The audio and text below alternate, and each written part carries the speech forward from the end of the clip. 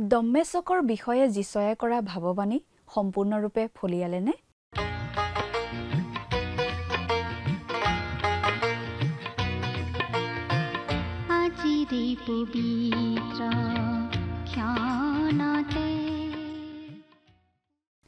নমস্কাৰ প্ৰিয় দৰ্শক, ধাৰাবাহিক বাইবেল অধ্যয়নৰ অসমীয়া অনুষ্ঠান ভক্তিবচলৈ আপোনাক উষ্ম আদৰণি জনাইছো। আশা কৰোঁ আপুনি আমাৰ এই অনুষ্ঠানটো নিয়মিতভাৱে চাই আছে। বাইবেল অধ্যয়নৰ এই ধাৰাবাহিক অসমীয়া অনুষ্ঠানটো খ্ৰীষ্টীয় বিশ্বাসী লোকসকলৰ বাবে বিশেষভাৱে প্ৰস্তুত কৰা হৈছে। এই অনুষ্ঠান চাই দৰ্শকসকল লাভৱান হোৱা বুলি জানিব পাৰিলে আমি নথৈ আনন্দিত হ'ম।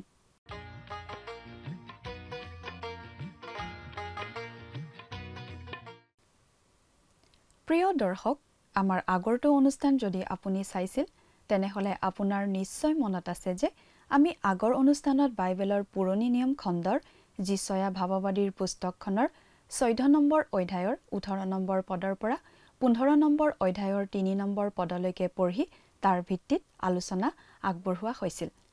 আজিৰ অনুষ্ঠানত যিছয়া পুস্তকৰ 15 নম্বৰ অধ্যায়ৰ 4 নম্বৰ পদৰ পৰা 17 নম্বৰ অধ্যায়ৰ 11 নম্বৰ পদলৈকে পঢ়ি তাৰ ভিত্তিত আলোচনা আগবঢ়োৱা হ'ব।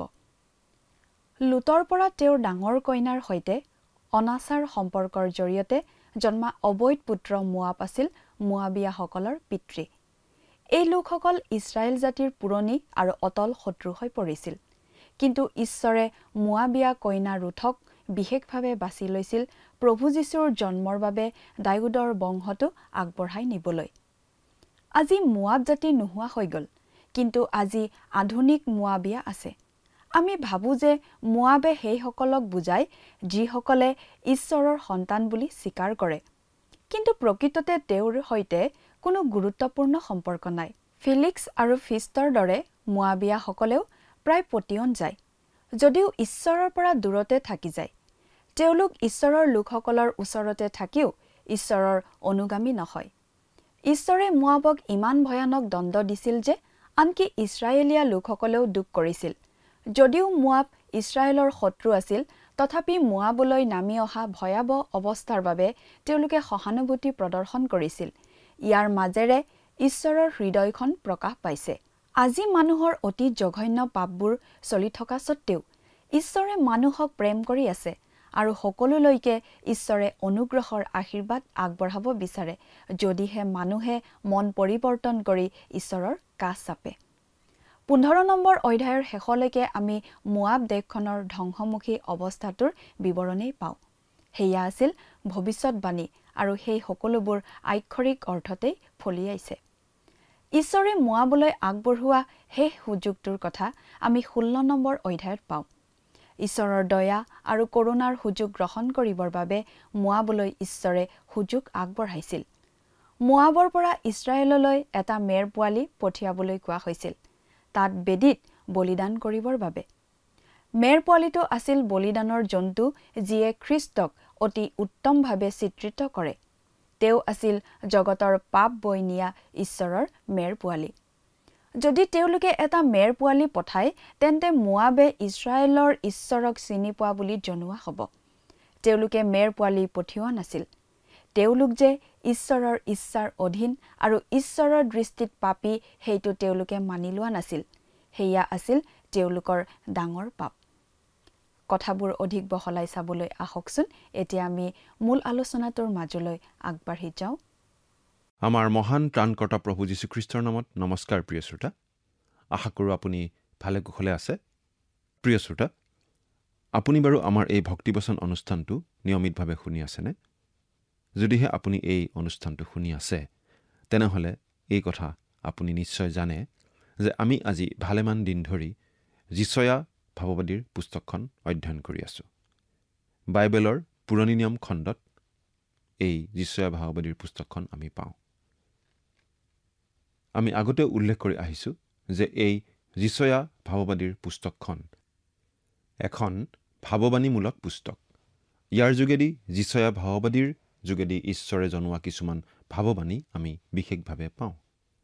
কিছুমান ভাৱবাণী সেই সময়তেই ফলিয়াবৰ বাবে দিয়া হৈছিল, কাৰণ ভাৱবাদীজন যে সঁচাকৈয়ে ঈশ্বৰে পঠিওৱা ভাৱবাদী সেই কথা প্ৰমাণিত হ'বলৈ তেনেকুৱা কিছুমান ভাৱবাণী দিয়া হৈছিল, যিবোৰ সেই সময়ৰ মানুহৰ চকুৰ আগতেই ফলিয়াইছিল। কিছুমান ভাৱবাণী আছিল ভৱিষ্যতে ফলিয়াবলগীয়া। তাৰে কিছুমান ভাৱবাণী ইতিমধ্যে ফলিয়াই গৈছে। বিশেষকৈ প্ৰভু যীশুৰ জন্মৰ বিষয়ে দিয়া ভাৱবাণীবোৰ আজিৰ পৰা প্ৰায় 2000 বছৰ আগতেই ফলিয়াই যোৱা বুলি আমি জানো। আমি যোৱা অনুষ্ঠানত কি আলোচনা কৰিছিলোঁ আপোনাৰ বোধ কৰোঁ মনত আছে। আমি যোৱা অনুষ্ঠানত এই যিচয়া ভাৱবাদীৰ পুস্তকখনৰ 15 নম্বৰ অধ্যায়ৰ 3 নম্বৰ পদলৈকে পঢ়ি আমাৰ আলোচনা আগবঢ়াইছিলোঁ। গতিকে আজি আমি 15 নম্বৰ অধ্যায়ৰ 4 নম্বৰ পদৰ পৰা আমাৰ আলোচনা আৰম্ভ কৰিম। আমি ইতিমধ্যে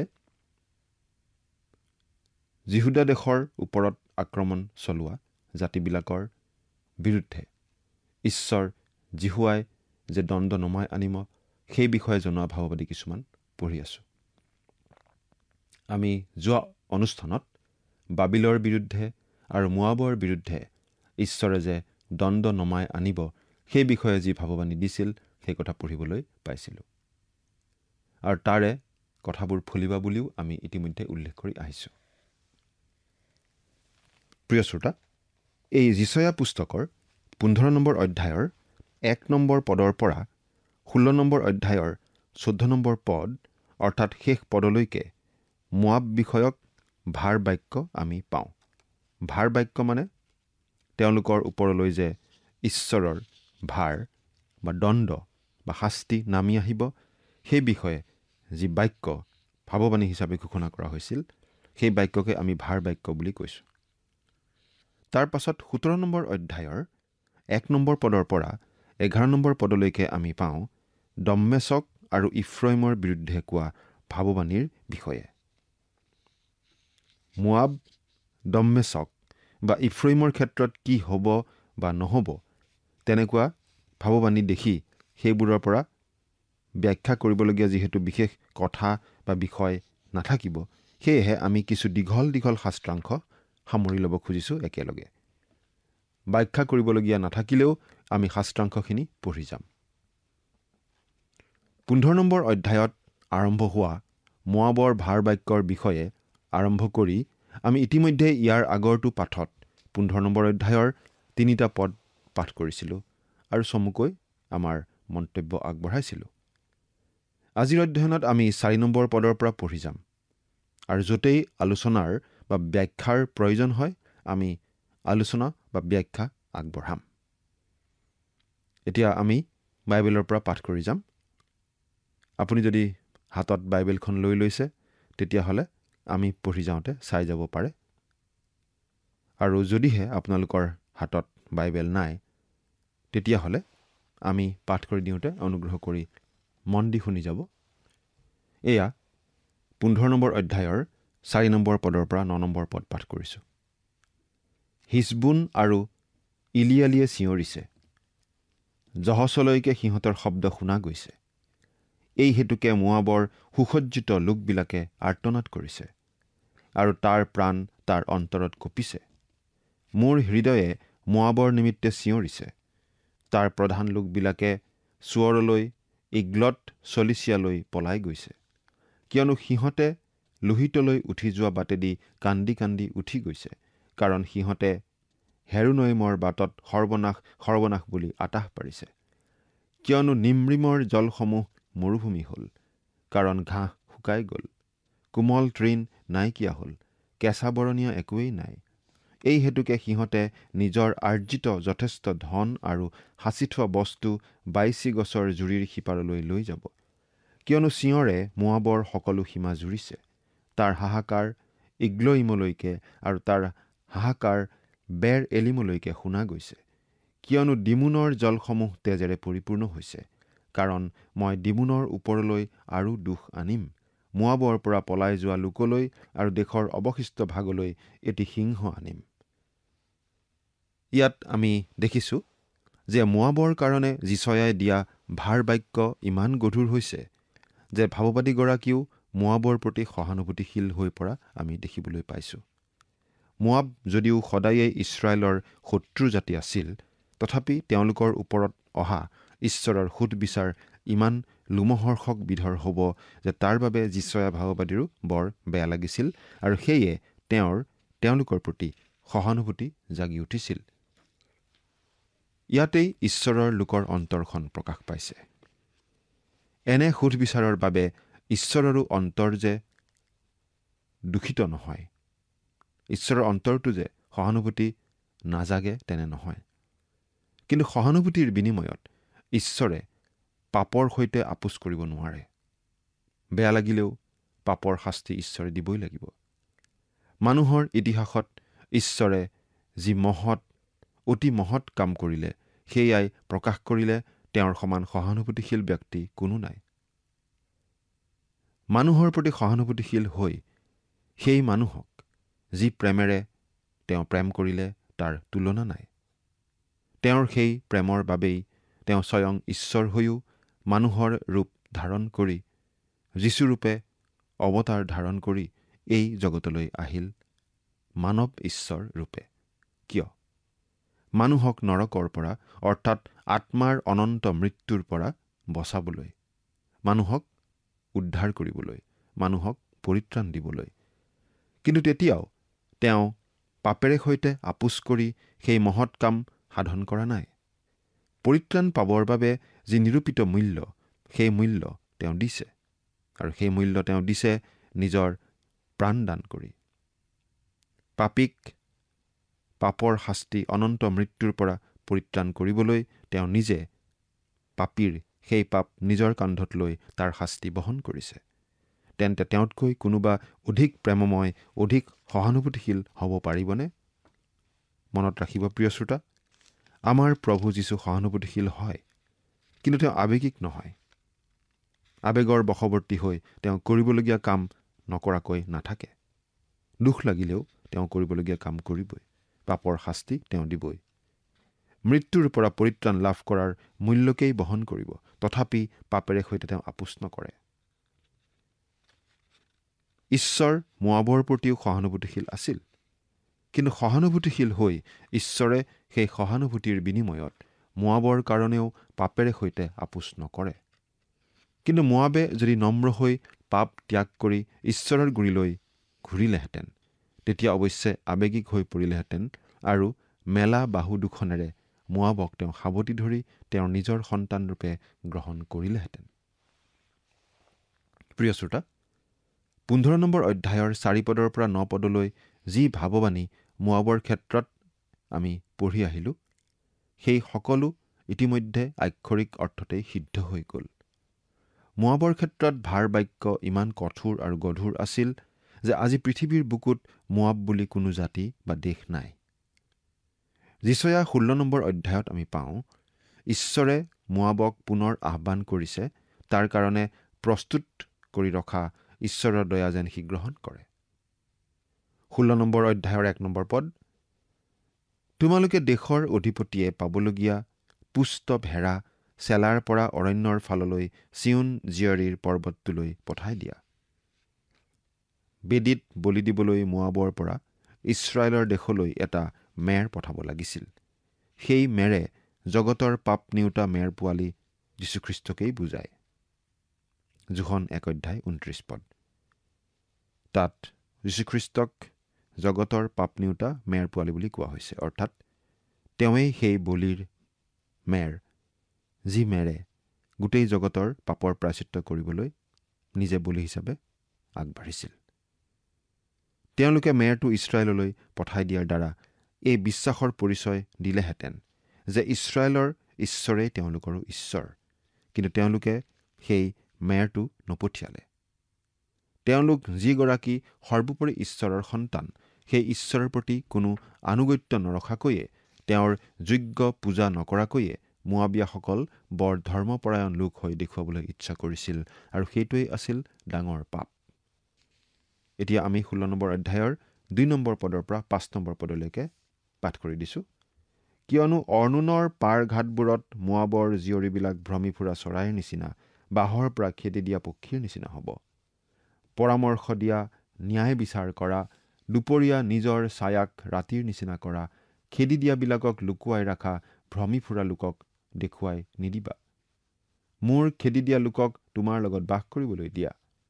মোৱাবৰ নিমিত্তে হ'লে তুমি লুট কৰাজনৰ সন্মুখত লুকাই থকা ঠাই হোৱা, কিয়নো অন্যায়ৰূপে গ্ৰহণকাৰী লুপ্ত হ'ল, লুট থামিল, অত্যাচাৰীহঁত দেশৰ পৰা উচ্ছন্ন হ'ল, আৰু এখন সিংহাসনত দয়াত স্থাপিত হ'ব। আৰু যিজনে বিচাৰ কৰিব, ন্যায়ৰ চেষ্টা কৰিব আৰু ধাৰ্মিকতাৰ কাৰ্য কৰিবলৈ বেগী হ'ব, সেইজনে দায়ুদৰ তম্বুত সত্যতাৰে তাৰ ওপৰত বহিব। অৰ্ণোনখন এখন তেনেই সৰু নৈ। এই নৈখন কোনো শত্ৰু জাতিৰ বাবে বাধা হ'ব পৰা নাছিল।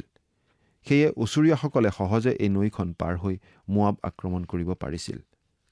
পাচনি কৰ্ম 15 নম্বৰ অধ্যায়ৰ 18 পদত জাকুবে কৈছে যে দায়ুদৰ পঁজা পৰি আছিল, কিন্তু ঈশ্বৰে পৰজাতি লোকৰ পৰা পৰিত্ৰাণপ্ৰাপ্ত লোকসকলৰে মণ্ডলী স্থাপন কৰাৰ পাছত পুনৰ দায়ুদৰ সেই পৰি থকা পঁজা নিৰ্মাণ যে কৰিব, তাকেই যিচয়াই কৈছে। 16 নম্বৰ অধ্যায়ৰ 5 নম্বৰ পদ। এতিয়া 16 নম্বৰ অধ্যায়ৰ 6 নম্বৰ পদৰ পৰা 14 নম্বৰ পদলৈকে পঢ়ি দিম। আমি মোৱাবৰ অহংকাৰৰ বিষয়ে শুনিলোঁ যে সি বৰ গৰ্বী, তাৰ দৰ্প, অহংকাৰ আৰু ক্ৰোধৰ বিষয়েও শুনিলোঁ। তাৰ বৰ বৰ কথা মিছা। এই হেতুকে মোৱাবে মোৱাবৰ নিমিত্তে হাহাকাৰ কৰিব, তাৰ প্ৰতিজনে হাহাকাৰ কৰিব, একেবাৰে প্ৰহাৰিত যি তোমালোকে কিৰ হেৰচতৰ দ্ৰাক্ষাগুটিৰ লদাৰ নিমিত্তে শোক কৰিবা, কিয়নো হিচবোনৰ শস্যক্ষেত্ৰ আৰু চিবমাৰ দ্ৰাক্ষালতা ডালি জয় পৰিল। জাতিবোৰৰ অধিপতিবিলাকে তাৰ উত্তম ডালবোৰ ভাঙি পেলালে। সেইবোৰে জাজেৰে পাইছিলগৈ, সেইবোৰে বগাই অৰণ্যৰ মাজলৈকে গৈছিলগৈ, আৰু তাৰ ঠালবোৰ সমুদ্ৰৰ সিপাৰলৈকে ব্যাপি গৈছিল। এই হেতুকে মই চিবমাৰ লতাডালিৰ নিমিত্তে জাজেৰৰ কান্দনিৰে কান্দিম। হে হিচবোন, হে ইলিয়ালি, মই মোৰ চকুলোৰে তোমাক তিয়াম, কাৰণ তোমাৰ ফলৰ আৰু দাবলগীয়া শস্যৰ ওপৰত যুদ্ধৰ ধ্বনিস্বৰূপ বজ্ৰপাত পৰিল। আনন্দ আৰু হৰ্ষক ফলবান বাৰীৰ পৰা দূৰ কৰা হ'ল। দ্ৰাক্ষাবাৰীবোৰত গান কি আনন্দত ধ্বনি আৰু নহ'ব? দ্ৰাক্ষাকুণ্ডত গছকি দ্ৰাক্ষাৰস উলিয়াবলৈ কোনো গছকোটা নহ'ব। মই দ্ৰাক্ষা গছকা আনন্দত ধ্বনি দি থমালো। এই নিমিত্তে মোৰ নাৰীবোৰ মোৱাবৰ কাৰণে আৰু মোৰ অন্তৰৰ ভাগবোৰ কিৰ হেৰচতৰ নিমিত্তে এখন বীণাৰ নিচিনাকৈ বাজিছে। আৰু যেতিয়া মোৱাবে উপস্থিত হৈ ওখ ঠাইখনত নিজকে ক্লান্ত কৰিব আৰু প্ৰাৰ্থনা কৰিবলৈ পবিত্ৰ স্থানত সোমাব, তেতিয়া সি কৃতকাৰ্য নহ'ব। এই শাস্ত্ৰাংশখিনিত পাওঁ মোৱাবৰ ভীষণ অহংকাৰৰ কথা। মোৱাবৰ এই থৰডিঙীয়া আচৰণটোৱেই আছিল কাৰণ, যিটো কাৰণৰ কাৰণেই ঈশ্বৰে মোৱাবক প্ৰত্যাখ্যান কৰিব লগা হৈছে, আৰু তেওঁলোকক বৰ কঠোৰ সুধবিচাৰ কৰিবলৈ ঈশ্বৰ বাধ্য হৈছে। তেওঁলোকৰ অহংকাৰ আৰু গৰ্বৰ কাৰণেই ঈশ্বৰে তেওঁলোকে আগবঢ়োৱা দয়াকো প্ৰত্যাখ্যান কৰিছিল। 16 নম্বৰ অধ্যায়ৰ 13 আৰু 14 নম্বৰ পদ পাঠ কৰি দিছোঁ। এইয়ে জিহুৱাই মোৱাবৰ বিষয়ে পূৰ্বে কোৱা বাক্য। কিন্তু এতিয়া জিহুৱাই কৈছে, বেচ খাই কাম কৰা মানুহৰ বছৰৰ নিচিনা 3 বছৰৰ ভিতৰত তাৰ সমস্ত লোকাৰণ্যৰে সৈতে মোৱাবৰ গৌৰৱ তুচ্ছনীয় হ'ব, আৰু অৱশিষ্ট ভাগ অতি ক্ষুদ্ৰ আৰু নগণ্য হ'ব। 3 বছৰৰ ভিতৰতে মোৱাব নষ্ট হ'ব লাগে, আৰু বাস্তৱিকতে 3 বছৰৰ ভিতৰতেই ঈশ্বৰে অচুৰীয়াবিলাকক ব্যৱহাৰ কৰি মোৱাবক তেনেদৰে উচ্ছন্ন কৰিলে। তেওঁলোকৰ অহংকাৰৰ নিমিত্তেই এয়া আছিল তেওঁলোকৰ ওপৰলৈ অহা ঈশ্বৰৰ সুধবিচাৰ। প্ৰভাতীয়তৰা লুচিফাৰো তেনে ভীষণ অহংকাৰেৰে বৰ অহংকাৰী হৈছিল। ঈশ্বৰৰ সিংহাসনৰো ওপৰত সি তাৰ সিংহাসন পাতিব খুজিছিল। ঈশ্বৰৰ পৰা স্বাধীন হৈ সি তাৰ সাৰ্বভৌম ৰাজ্য পাতিব বিচাৰিছিল। আনকি আজিকালি নৰম বা উদাৰপন্থীসকলৰ যিবোৰ ঈশ্বৰ তত্ত্বৰ শিক্ষা, সেই আটাইবোৰ অহংকাৰৰ পৰাই উৎপত্তি হৈছে। অহংকাৰৰ ধোঁৱা কোৱাত তেওঁলোকে ঈশ্বৰৰ বচনক ঈশ্বৰৰ বচনৰূপে দেখা নাপায়। ঈশ্বৰৰ বচন তেওঁলোকে শুধৰাব পাৰে, পুনাব পাৰে, কিছুমান গুচাব পাৰে আৰু কিছুমান যোগ দিব। এয়া সীমা চেৰাই যোৱা অহংকাৰ। এওঁলোকেই আধুনিক মোৱাবিয়া। মোৱাবৰ ওপৰত অহাৰ দৰে এনেকুৱা আধুনিক মোৱাবসকলৰ ওপৰতো সুধবিচাৰ নহাকৈ থাকিবনে বাৰু? নহাকৈ থকাটো উচিত নে বাৰু? ইয়াৰ উত্তৰটো ঈশ্বৰেহে জানে, কাৰণ সুধবিচাৰ কৰাটো ঈশ্বৰৰ কাম। আমি কাৰো সুধবিচাৰ কৰিব নোৱাৰোঁ, কাকো দোষী বুলিও ক'ব নোৱাৰোঁ। এতিয়া 17 নম্বৰ অধ্যায়ৰ 1 নম্বৰ পদৰ পৰা 11 নম্বৰ পদলৈ আমি পাওঁ দম্মেশক আৰু ইফ্ৰইমৰ ওপৰলৈ অহা ভাৰ বাক্য। ইয়াত দম্মেশক বুলি কওঁতে কেৱল দম্মেশক নগৰখনকেই বুজোৱা হোৱা নাই, গোটেই চিৰিয়া বা অৰামিয়া জাতি বা দেশখনকেই ইয়াত বুজোৱা হৈছে। আদিম কালৰ পৰাই দম্মেশকখন চিৰিয়া বা অৰামিয়া দেশৰ ৰাজধানী হৈ আহিছে আৰু আজিলৈকে সেই দেশৰ ৰাজধানী এই দম্মেশকেই। দম্মেশক, জেৰিকো আদি কৰি কেইবাখন নগৰক পৃথিৱীৰ আটাইতকৈ পুৰণি নগৰ বুলি দাবী কৰা হয়। আনহাতে ইফ্ৰইম হৈছে ইছৰাইল জাতিৰ এটা ফৈদ। যোছেফৰ পুত্ৰ ইফ্ৰইমৰ বংশধৰ সকলকেই ইফ্ৰইম ফৈদ বোলা হয়। ইফ্ৰইম নামৰ এখন নগৰো একে নামৰ এখন পাহাৰো আছে আৰু ইফ্ৰইম নামটো এজন মানুহৰো নাম। ইফ্ৰইমৰ ওপৰতো দম্মেশকৰ লগতে ভাৰ বাক্য একেলগে আহিছে, কাৰণ যিহুদা আক্ৰমণ কৰিবলৈ অৰামিয়া বা চিৰিয়া লোকসকলে ইছৰাইলৰ মিত্ৰতা স্থাপন কৰি মিত্ৰগোষ্ঠী গঠন কৰিছিল। অপৰাধ সংঘটিত কৰিবলৈ লওঁতে সন্মিলিত যেনেকৈ হৈছিল, এতিয়া সুধবিচাৰৰ সন্মুখীন হওঁতেও ঈশ্বৰে সন্মিলিত জাতি হিচাপে দম্মেশক, ইফ্ৰইম দুয়োকো একেলগে আনিছে। এই সন্মিলিত গোষ্ঠীটোৰ ওপৰত সুধবিচাৰ কৰাৰ কাৰণটো 17 নম্বৰ অধ্যায়ৰ 10 নম্বৰ পদত দিয়া হৈছে। পদটোত কাৰণটো এই বুলি কোৱা হৈছে, তেওঁলোকে তেওঁলোকৰ পৰিত্ৰাণৰ ঈশ্বৰক পাহৰিলে আৰু তেওঁলোকৰ বল ৰূপ শিলালৈ অমনোযোগী হ'ল। 17 নম্বৰ অধ্যায়ৰ 1 নম্বৰ পদটো পাঠ কৰি দিছো। দম্মেশক বিষয়ক ভাৰ বাক্য। চোৱা, দম্মেশক নগৰ গুচি ভগ্নৰাশী হ'ব। কোৱা হৈছে যে দম্মেশক নগৰখন পূৰ্বৰে পৰা যেনে আছে এতিয়াও তেনেই আছে। পৃথিৱীত দম্মেশক নগৰখনেই আটাইতকৈ পুৰণি নগৰ বুলি দাবী কৰা হয়। গতিকে বহুতে কয় যে যিচয়াৰ ভাৱবাণী দম্মেশক নগৰখনক লৈ দিয়া হোৱা নাছিল, বা যদিও দিয়া হৈছিল সেয়া এতিয়ালৈকে সিদ্ধ হোৱা নাই। সিদ্ধ নহ'ল ইমান দিনে, এতিয়াও হোৱা নাই, তাতেনো কি হ'ল?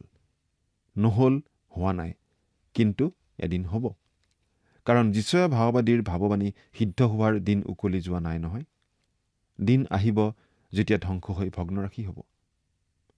সেইদৰে 17 নম্বৰ অধ্যায়ৰ 2 নম্বৰ পদৰ অৰুয়েৰৰ নগৰসমূহ আৰু 3 নম্বৰ পদৰ ইফ্ৰইমৰ দুৰ্গ, দম্মেশকৰ ৰাজ্য আৰু অৰামৰ অৰ্থাৎ চিৰিয়াৰ অৱশিষ্ট ভাগ আদি সকলো এদিন লোপ পাব। ঈশ্বৰ জিহুৱাৰ বচন বিফল নহয়। ভাৱবাণী সিদ্ধ হ'বই। আকাশমণ্ডল আৰু পৃথিৱী লুপ্ত হ'ব, কিন্তু তেওঁৰ বচন লুপ্ত নহ'ব। মুঠি 24 অধ্যায় 35 পদ। এতিয়া আমি 17 নম্বৰ অধ্যায়ৰ 2 নম্বৰ পদৰ পৰা 10 নম্বৰ পদলৈকে বাইবেলৰ পৰা পাঠ কৰি দিম। শুনিবচোন। অৰুয়েৰৰ নগৰবোৰ পৰিত্যক্ত হ'ব। সেইবোৰ ভেড়াৰ জাকৰ নিমিত্তে চৰণীয়া ঠাই হ'ব। ভেড়াবোৰে কাৰো পৰা ভয় নোপোৱাকৈ তাত শুব। ইফ্ৰইমৰ দুৰ্গ, দম্মেশকৰ ৰাজ্য আৰু অৰামৰ অৱশিষ্ট ভাগ লোপ পাব। বাহিনীবিলাকৰ জিহুৱাই কৈছে, সেইবোৰ ইছৰাইলৰ সন্তানবিলাকৰ গৌৰৱ সদৃশ হ'ব। আৰু সেইদিনা জাকুবৰ গৌৰৱ অতি দুৰ্বল হ'ব আৰু তাৰ হৃষ্টপুষ্ট শৰীৰ ক্ষীণ হ'ব।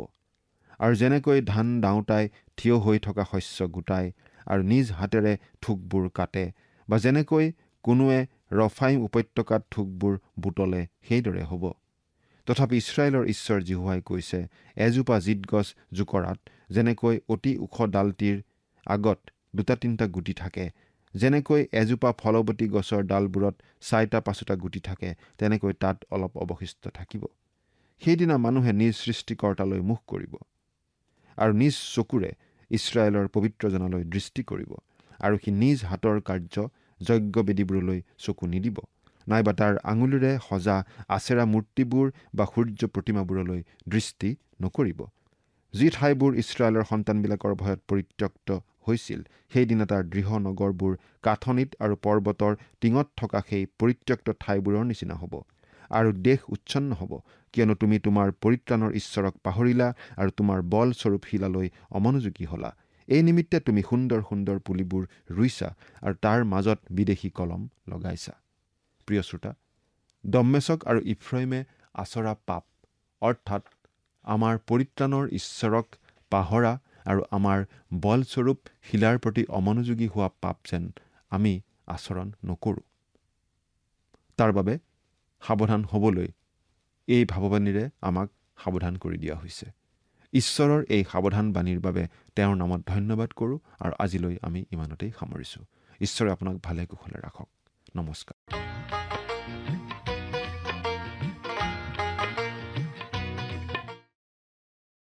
উত্তৰৰ ইছৰাইল ৰাজ্যই দম্মেশকৰ বোজা বা বিচাৰৰ ভাগ নিজেও ল'ব লাগিব বুলি যিচয়াই ভাৱবাণী কৰিছিল।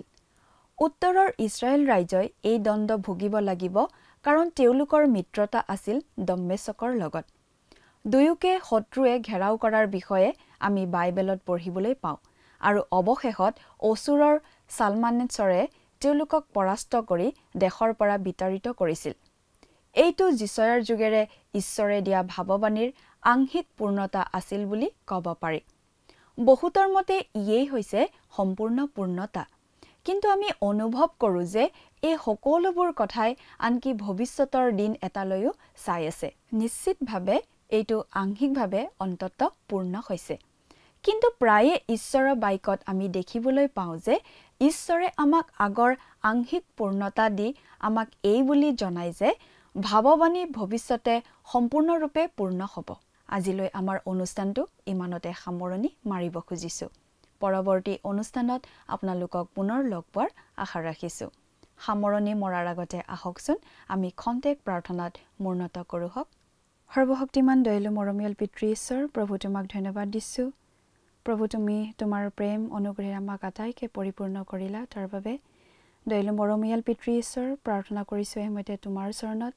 তোমাৰ যি পবিত্ৰ বাক্য আমি অধ্যয়ন কৰিলোঁ প্ৰভু, ইয়াৰ যোগেদি আমি সকলোৱে আশীৰ্বাদপ্ৰাপ্ত হৈছোঁ বুলি প্ৰভু বিশ্বাস ৰাখোঁ।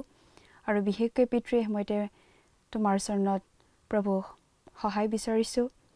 প্ৰভু, যি তুমি আকৌ পুনৰ আহিবা বুলি আমি তোমাৰ যি বাক্যত প্ৰভু আমি পালোঁ, আৰু সঁচাকৈ প্ৰভু সেয়ে সেই দিনলৈ আমি প্ৰত্যেকে যাতে প্ৰস্তুত থাকিব পাৰিম আৰু নিজকে যাতে সম্পূৰ্ণৰূপে প্ৰভু সলনি কৰি আমি যাতে অধিক আগ্ৰহেৰে বাট চাই থাকি আনন্দ মনেৰে যাতে আমি থাকিবলৈ পাৰিম আৰু যাতে আমি সকলোৱে তোমাৰ লগত যাবলৈ প্ৰভু সাজু হৈ থাকিব পাৰিম, তেনে আশীৰ্বাদ প্ৰভু তুমি আমাক প্ৰত্যেককে দান কৰিবা।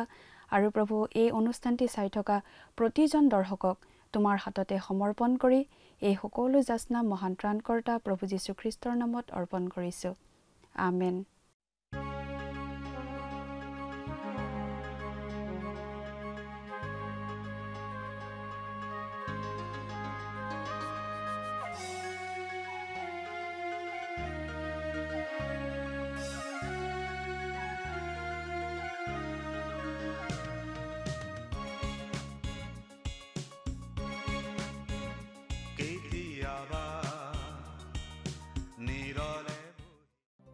প্ৰিয় শ্ৰোতা দৰ্শক, আশা কৰোঁ ভক্তিবচন অনুষ্ঠানটি উপভোগ কৰি আপোনাৰ নিশ্চয় ভাল লাগিছে।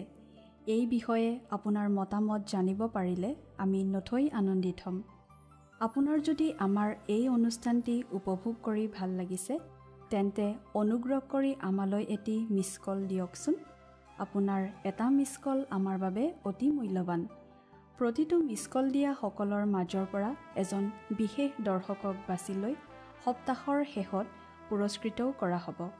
মিছ কল দিয়া নম্বৰটো হৈছে 0444908125। আপোনাৰ যদি কিবা প্ৰাৰ্থনাৰ বিষয় থাকে বা অধিক জানিবলৈ ইচ্ছা কৰে, তেন্তে টেলিফোনৰ মাধ্যমেৰেও আমাক যোগাযোগ কৰিব পাৰে। আমাৰ টেলিফোন নম্বৰটো হৈছে 7429840242। আপুনি আমালৈ ইমেইল অথবা পত্ৰ যোগেও যোগাযোগ কৰিব পাৰে। তাৰ বাবে আমাৰ ইমেইল ID আৰু পোষ্টেল এড্ৰেছটো টিভি পৰ্দাত চাই লওকচোন।